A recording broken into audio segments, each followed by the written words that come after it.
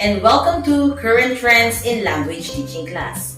Today, we are going to explore the topic acquiring and teaching pronunciation.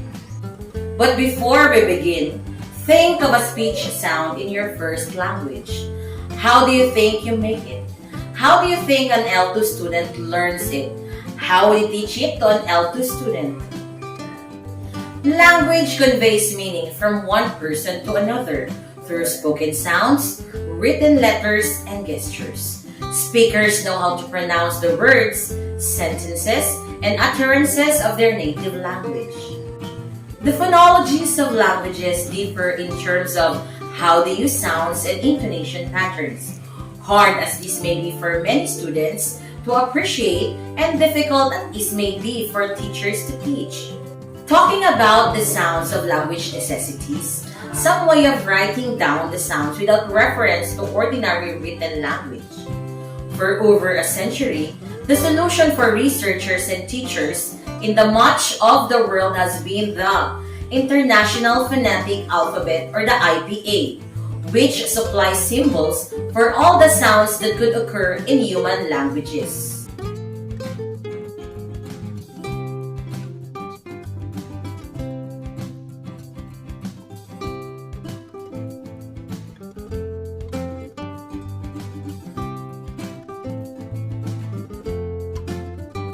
A phonetic alphabet then provides a way of showing the sheer sounds of language known as phonetics. However, any particular language only uses a small selection of these sounds for its sound system, its phonology. The starting point about pronunciation is the obvious fact that it's a physical activity as much as it is a mental one.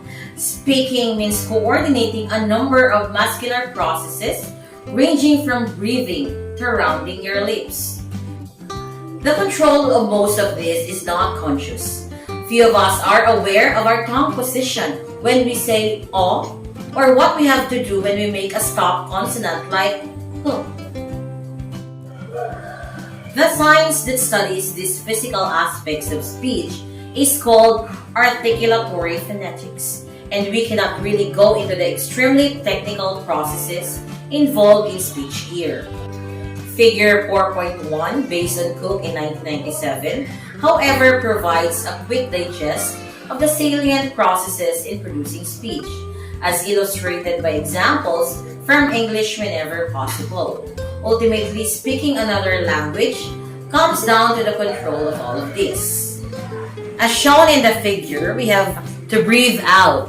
Either vibrate the vocal cords in the larynx, you have the voice z with a zip, or do not with a s or sit. If a vowel position the tongue precisely in the mouth, back or front, we have the e for pin or the u for good.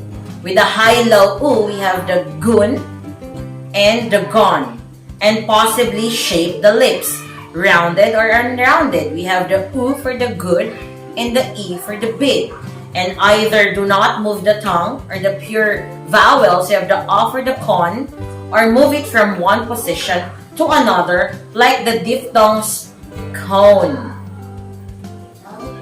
If a consonant is either position the tongue, whether near or contacting the teeth, we have the dental sounds, as in the word thy or tie. We have the teeth ridge or the alveolar, we have t for the ton. Roof of the mouth, we have palatal, locked for some. Back of the mouth, we have the velar, the k for the lock. Far back of the mouth, we have the uvular, but not in English, or position the lips, the labial, or the labiodental. We have the f for the fan, and the v for the van. And either block the air completely and let it explode like the plosives p for the pig, with or without a following puff of air, we have the aspiration slip. Or narrow the gap and create frictions like the fricatives j for the measure, or allow air to escape through the nose like the nasal for the nip. In traditional phonological theories of the 20th century, each language uses a certain number of sounds called phonemes that distinguish words and morphemes from one another. Phonemes signal the differences between words that make a difference to a meaning. The spoken distance between I adore you and I abhor you is a single phoneme D versus no. A phoneme is a sound which is conventionally used to distinguish words with different meanings in a particular language. Any languages only uses a small proportion of all the sounds available to human languages as phonemes. Human languages have between 11 and 141 phonemes, English being about average with 44 or so depending on accent. As well as phonemes, there are allophones, variant pronunciation for a phoneme in different situations, which do not affect the meaning. For instance, in English, the phoneme L has three main allophones. At the beginning of a word, such as leaf, it is so-called clear L, sounding more like a front high vowel. At the end of the word, such as feel, it can be pronounced as dart, sounding lower and more like a back lower vowel. The problem for second language acquisition is that each language has its own set of phonemes and allophones. Two phonemes in one language may correspond to two allophones of the same phoneme of another language, or may not exist at all. In the early days of the direct method of language teaching, phonetic scripts were often used directly for language teaching. People would read aloud text in the IPA, apparently common in China to this day. Phonetic script is still commonly used at advanced levels where people are often taught ear training by transcribing spoken language.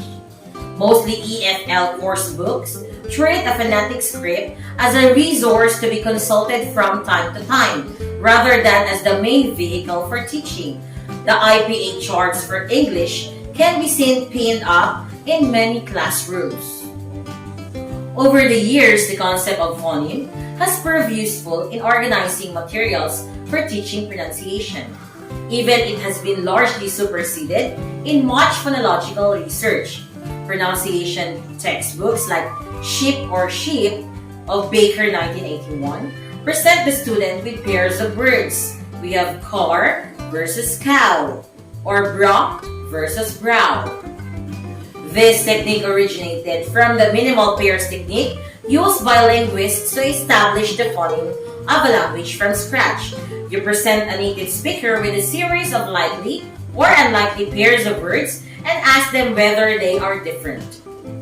In typical pronunciation materials, the student learns how to distinguish one phoneme from another by hearing and repeating sentences with a high concentration of particular phonemes such as I found a mouse in the house, or this is the cleanest house in town, or traditional tongue twisters such as he ran from Andes to Andes in his Andes. Like the teaching of structural grammar, this activity emphasizes practice rather than communication and sees pronunciation as a set of habits for producing sounds. Phoneme learning.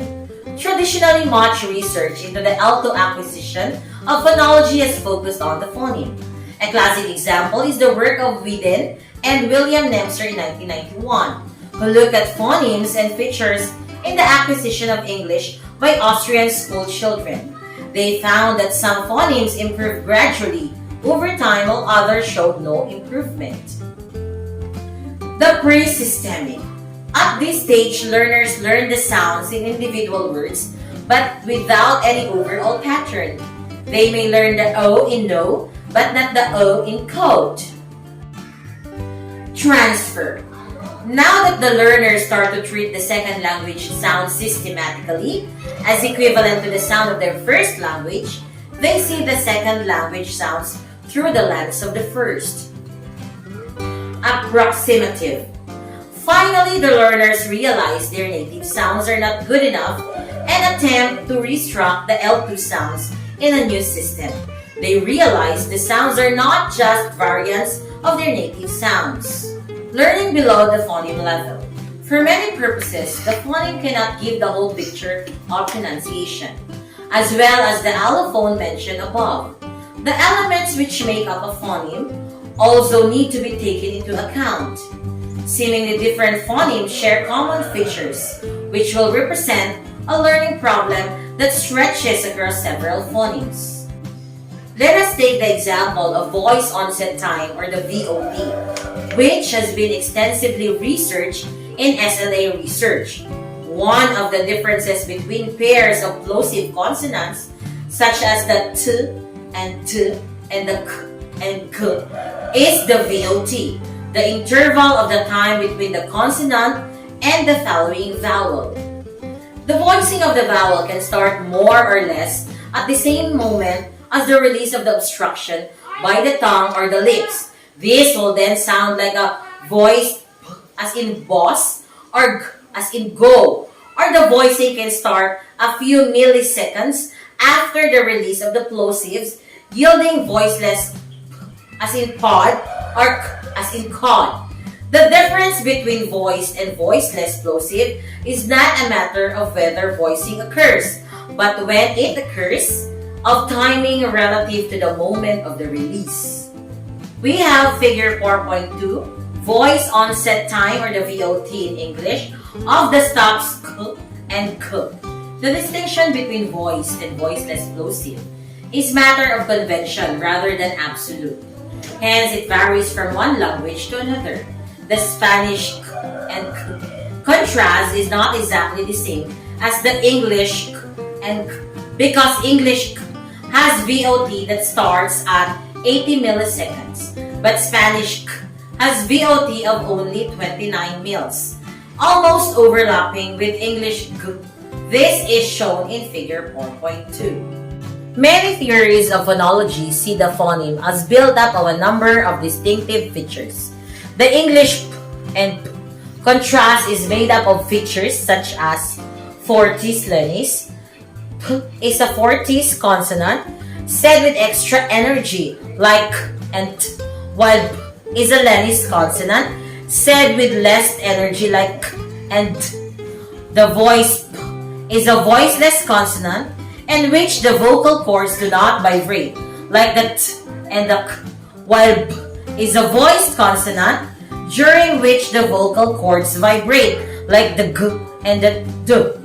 Aspirations like the P is aspirated as a long VOT like T, while the B is unaspirated like the D. It is often the feature that gives trouble, not the individual phoneme. In other words, a whole group of phonemes that share the same feature. The Speech Accent Archive at George Mason University details the typical pronunciation of many accents of English, both native and non-native, as we see in this box.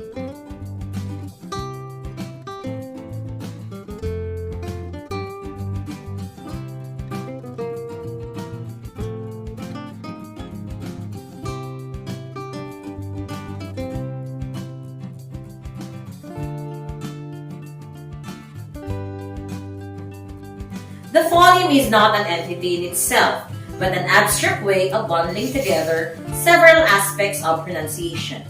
The phonemes of a language are made up of distinctive features. Learning another language means acquiring not just each phoneme as a whole, but the crucial features. The minimal pairs like din and tin are deceptive in that there are often several differences between the two members of the pair, each of which may pose a separate learning problem for the students. Phonemes and distinctive features. Much learning of pronunciation depends on aspects other than phoneme, for example, the distinctive features. The L2 learners gradually acquire the L2 way of voicing stop consonants. L2 learners' first language is affected by their knowledge of the second language, as well as their second being affected by their first.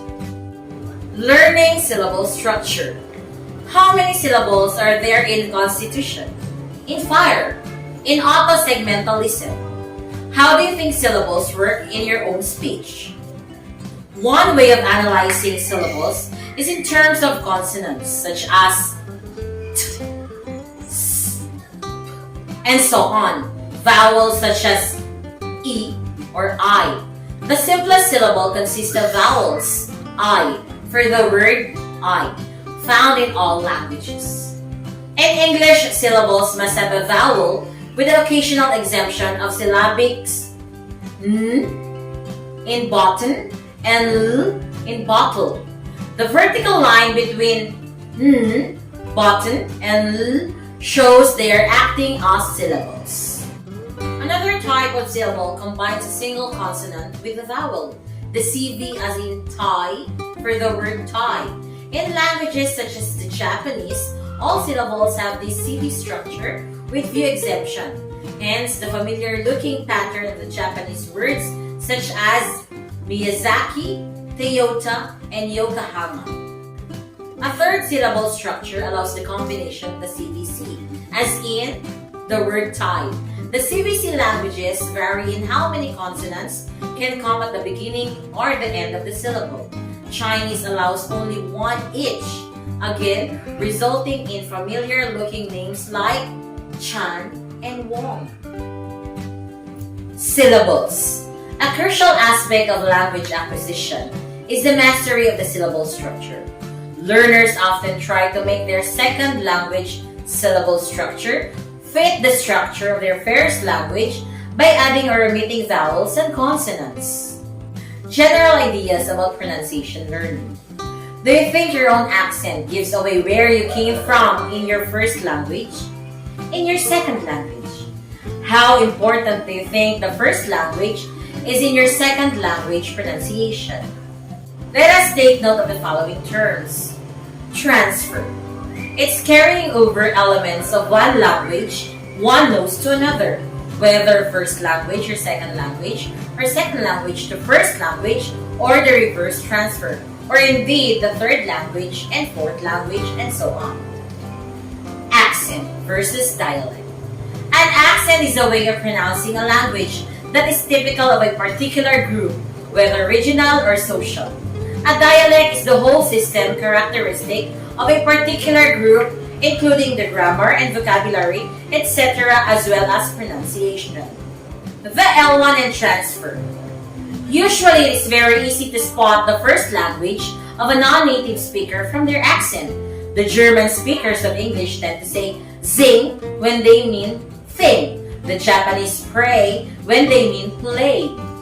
The reason for these pronunciation problems has been called cross-linguistic transfer. A person who knows two languages transfers some aspects from one language to another. In other words, this is language in a lang, sense of linguistic competence. What can be transferred depends, among other things, on the relationship between the two languages. Fred Ekman, L. Reyes, and Iverson, 2003, have drawn up three possibilities. Number 1. The first language has neither of the contrasting L2 sounds. Korean, for example, does not have any phonemes corresponding to English and as in fail or veil. A Korean learning English has to learn two new phonemes from scratch. Second, the second language has one of the L2 sounds. The Japanese, for instance, has a sounds corresponding to English in the pay, but no phoneme corresponding that in fei. Japanese learners of English have to learn an extra phoneme. Number 3. The second language has both sounds as allophones of the same phoneme. In Spanish, plosives d and fricative d are both allophones of the phoneme d. Spanish learners of English have to learn that what they take for granted as alternative forms of the same phoneme are in fact different phonemes in English. Similarly, l and r are allophones of one phoneme in Japanese. L2 and the universal processes of acquisition. As well as transfer, L2 learners make use of universal processes common to all learners. Some problems are shared by L2 learners because of the similar processes of language processing and acquisition engraved into their minds. A number of models have been put forward to explain the L2 phonological acquisition in the second language. The ontogeny-phylogeny model of language acquisition put forward by Roy Major in 2001 claims that early stages of L2 learning are characterized by interference from the second language. Then the learner starts to rely on universal processes common to all learners. The L2 elements themselves increase over time till finally the learner possesses the L2 forms. This is shown in the stages captured in figure 4.3. Major 2002 takes the example of English speakers learning the Spanish thrilled R. They start with the English sound written phonetically as in stage 1. In the next stages, though the Spanish starts to appear, they also use ovular thrilled based on their universal processes. The Spanish continues to increase until it reaches 100%, while and decrease until they reach 0 in stage 5. The learning pronunciation then depends upon 3 different components: the L1 transfer, universal processes, and the L2. The relationship between these varies according to the learner stage. Processes in acquiring L2 phonology. A crucial element in L2 phonology acquisition is the transfer from the L1, which depends partly on the nature of the two phonological systems. Nevertheless, phonological acquisition also depends on universal processes of the language acquisition available to the human mind. Choosing a model for pronunciation. What do you regard as a status accent for your L1? Do you speak it? Let's take note of the following keywords. RP or received pronunciation. The usual accent of British English given in books about English spoken by a small minority in England. English as a lingua franca or the ELF. English is used as a means of communication among people with different first languages rather than between natives. Models of pronunciation. In teaching a native speaker variety, the choice has to be made between national varieties and between different local and class accents. In teaching an international language like English, ELF, the choice is which forms work best among non-native speakers from different countries. Learning and teaching pronunciation. What does this mean for teaching? Most language teachers use integrated pronunciation teaching, as Joanne Kenworthy of 1987 calls it, in which pronunciation is taught as an incidental to other aspects of language, similar to the focus on form described in the last chapter. The pronunciation book Bowen and Marks 1992, for example, describes including pronunciation work, written activities, primarily devoted to other ends such as text and dialogues. Let us go through some standards techniques of teaching pronunciation in the light of what we have been saying. Number 1, the use of phonetic script. At advanced level, students are sometimes helped by looking at phonetic transcripts of spoken language using the IPA or by making transcripts of speech themselves. Number 2, imitation.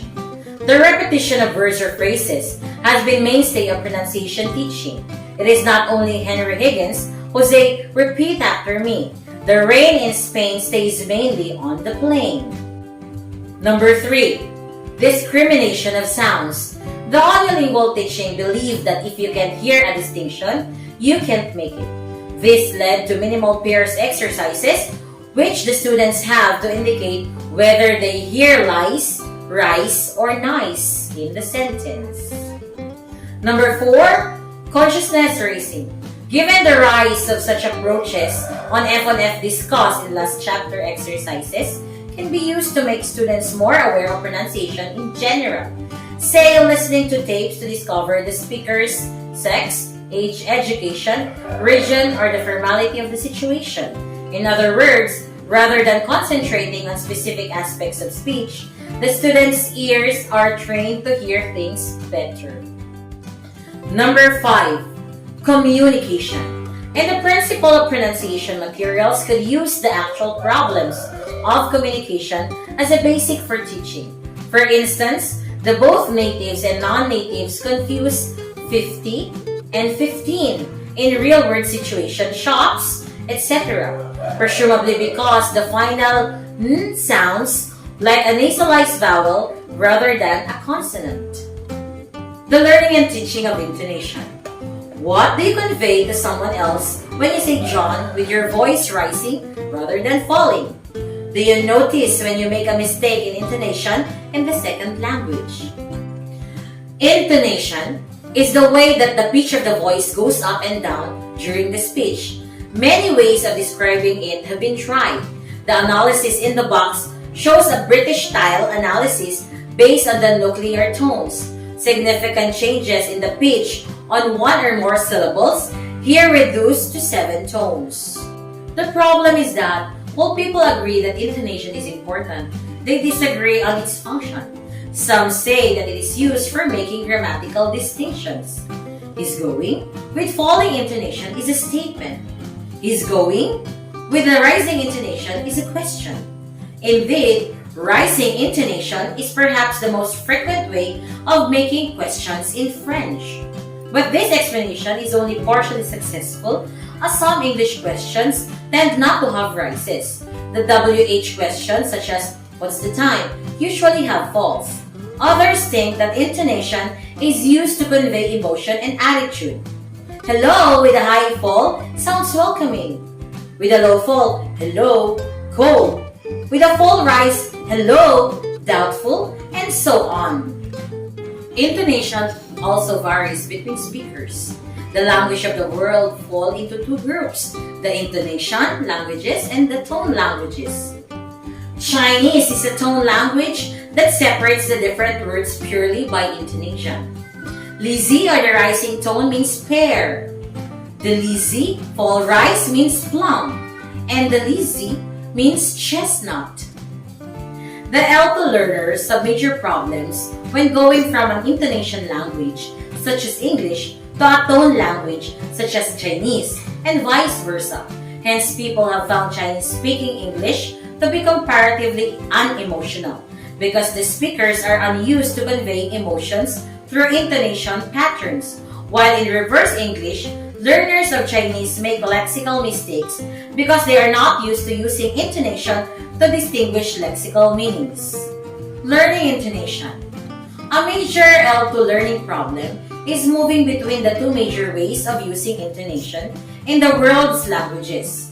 Tone languages where intonation shows difference in lexical meaning, and intonation languages where intonation shows grammar, attitude, etc. Intonation mistakes can be dangerous because it is not obvious to the participants that a mistake has been made. Let us bear in mind pronunciation and teaching.